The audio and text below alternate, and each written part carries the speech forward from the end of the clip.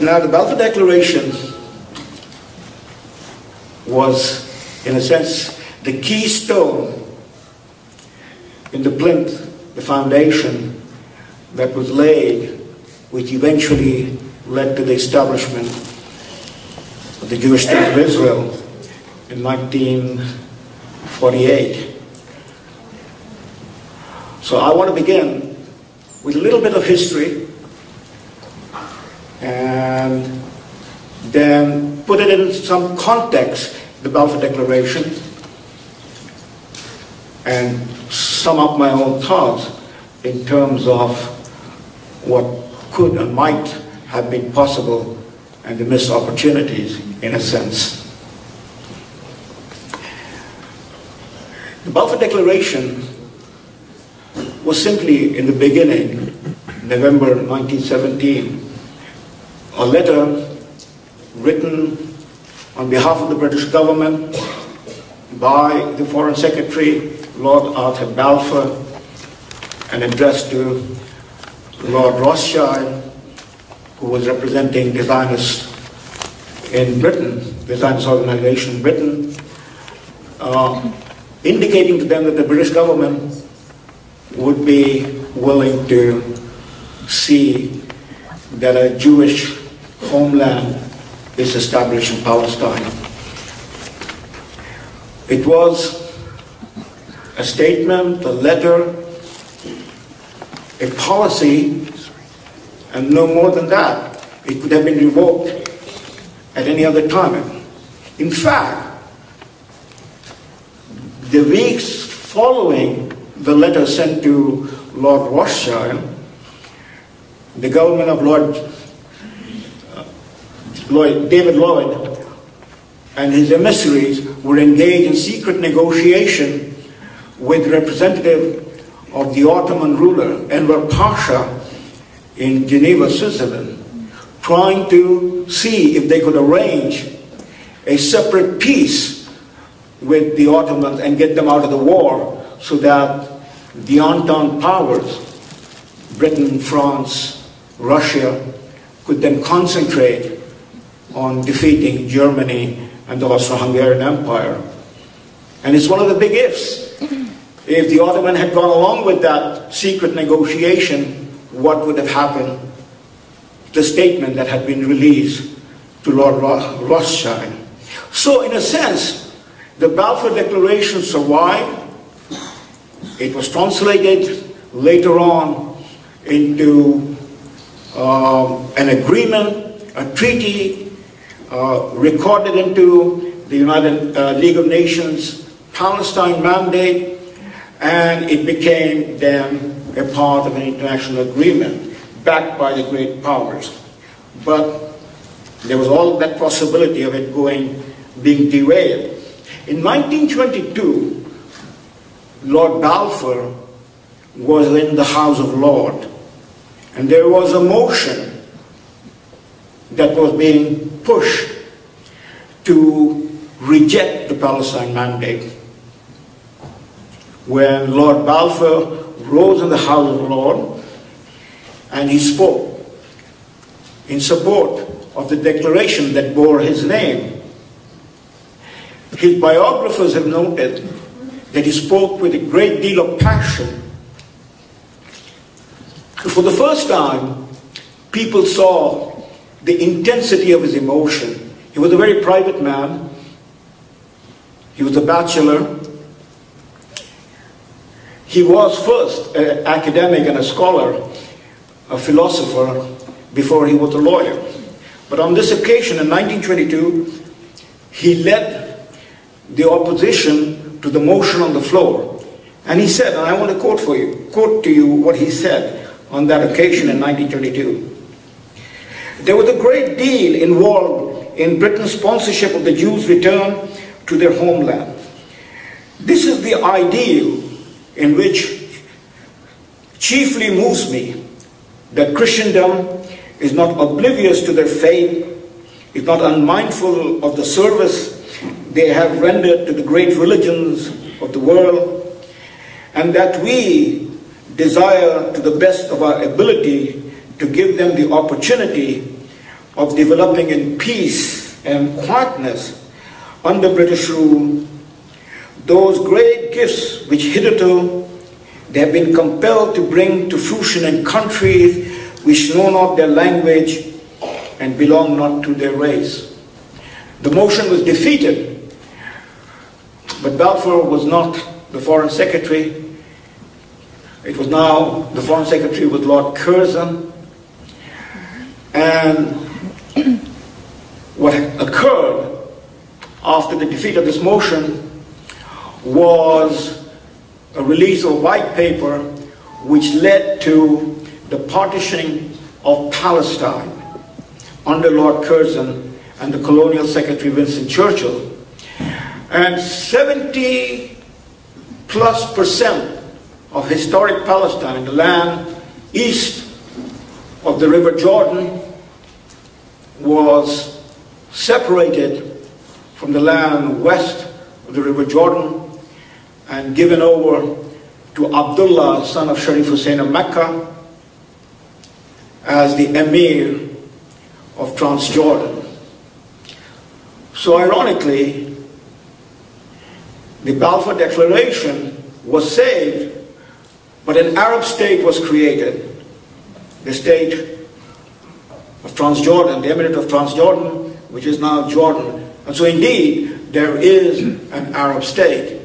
What remained was less than 1% of the total land area of the Ottoman Empire between the Red Sea and the Persian Gulf, which now constitutes the states of Saudi Arabia, Yemen, Iraq, Syria, and Lebanon.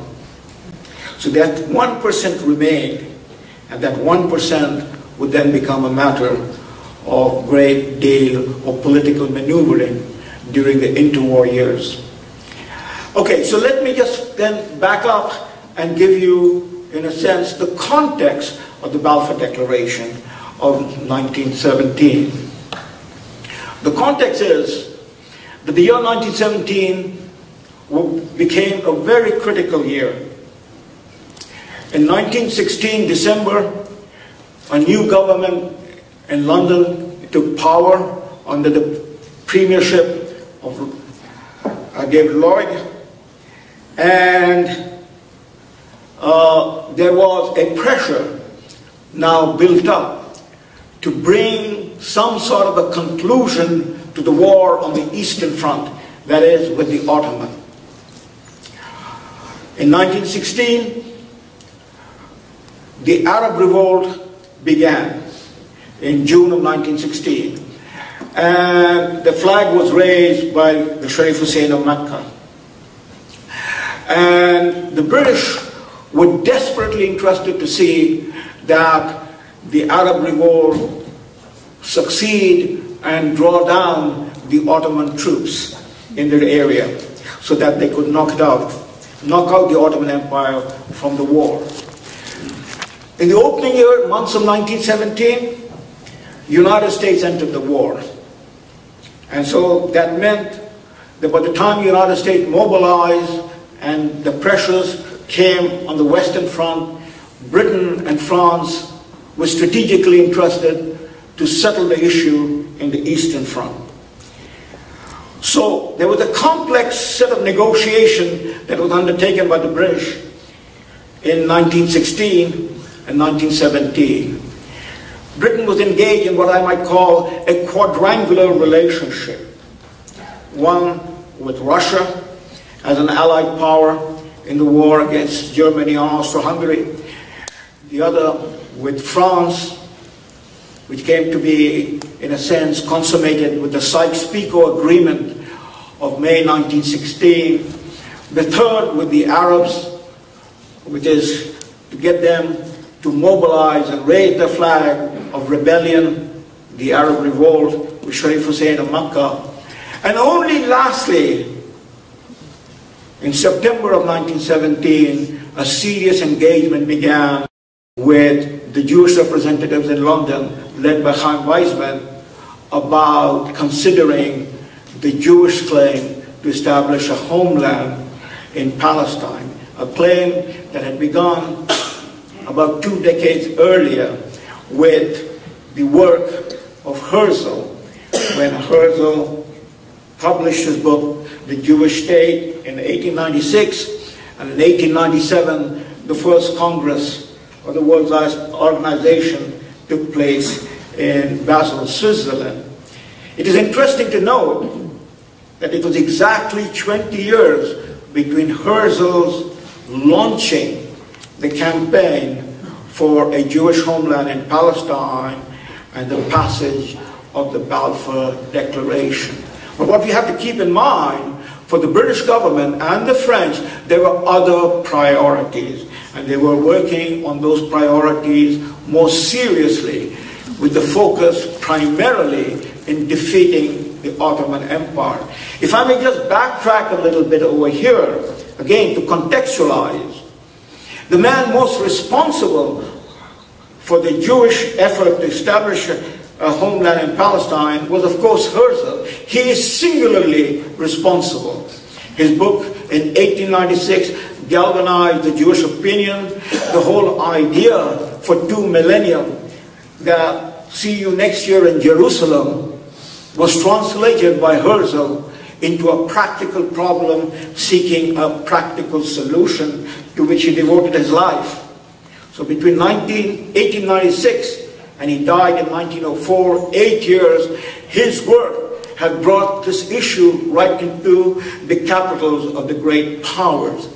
Herzl went around and met with all the leaders. He met with the German Emperor, Kaiser Wilhelm, in 1898 in Jerusalem.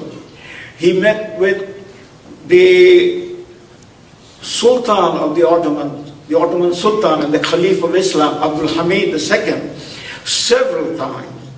He went to Rome and he met with the Pope, Pius X, to get his blessing for the effort behind his campaign.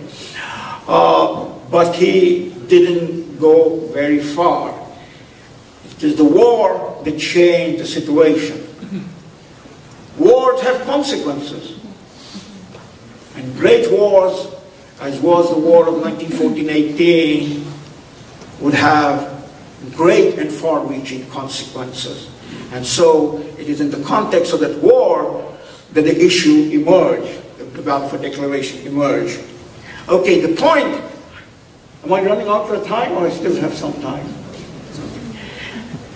Large and complex history, but the point I want to drive here is that while Herzl was rebuffed in his effort, and it is the war situation that changed it, the interesting thing to note here, and hopefully we can expand that in our conversation, is that while Balfour was rebuffed by the Pope, almost insultingly, that your people have not recognized our Savior, and therefore they have no place in Palestine.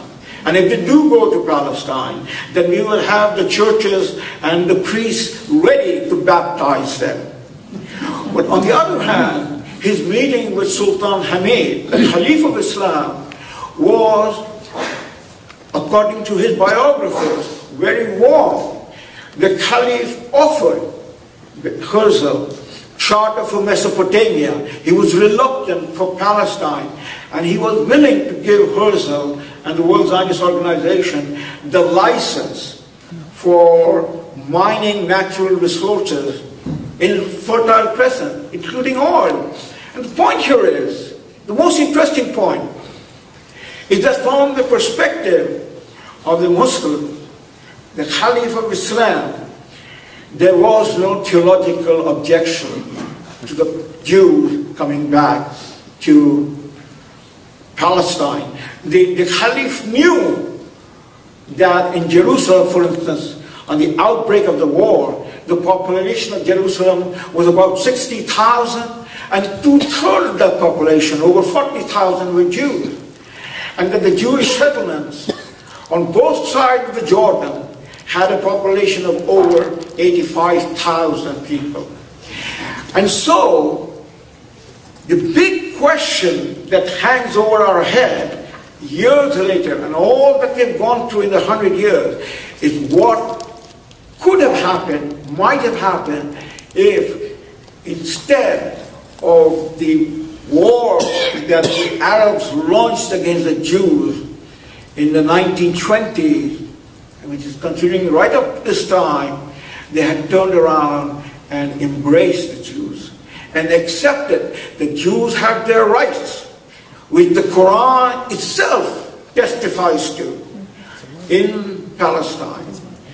That is in ancient Judean Samaria, the name Palestine given by the Romans, and that Jerusalem is the eternal capital city.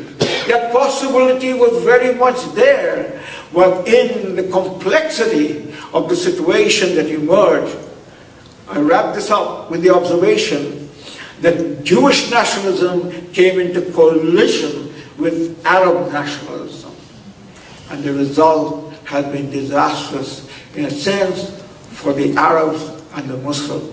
Perhaps reflecting back on it, we might open up the avenue for the dialogue and the embracing of the Jews in their ancient land that can lead to the betterment of the Arabs, as the Caliph of Islam himself envisaged at the time that he was speaking with Herzl. Thank you.